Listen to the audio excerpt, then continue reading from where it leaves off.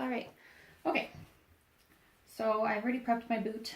I've put the snaps in. I actually put my snaps in before I sew the bottom part on, only because I have actually sewn this part on backwards, and this way it's already on correctly, and I don't have to worry about that.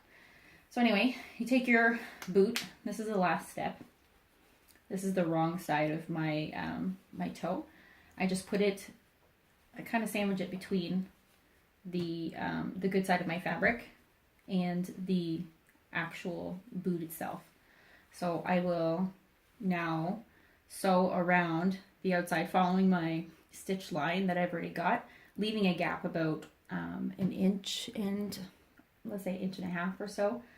I like to start on the opposite side because I don't want to have to turn at this point. I find it's the bulkiest spot. It's easier to turn at a point that isn't as bulky. So yeah, so I'll do that. So this is my bulky side. I'm going to start on this side, which is not my snap side. So I just kind of guesstimate where I want to start.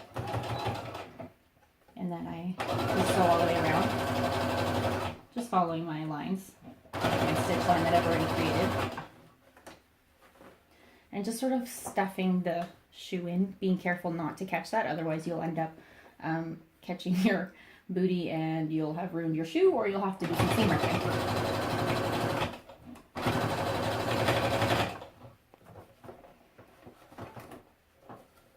And I kind of just keep adjusting it and keep stuffing it in as I go.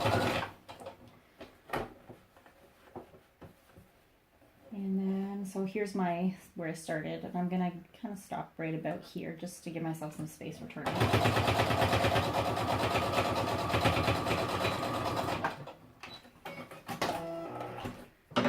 Then I take my pinking shears, and then I take just all the junk off and trim it down.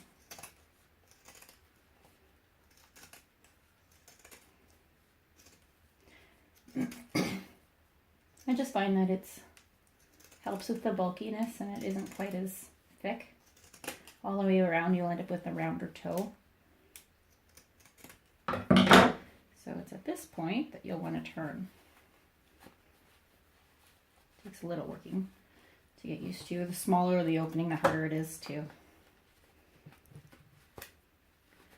actually do that. So I like to just kind of open it up, work its way out, and here's the spot that I turned. And I actually just kind of take the bottom fabric and turn it in, and then stitch it shut.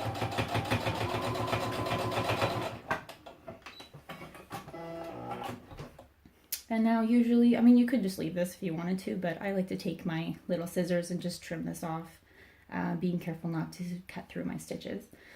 And then I trim my stuff, all my little threads, and that's it. You're done. You've got yourself a cute little booty. I hope that was clear.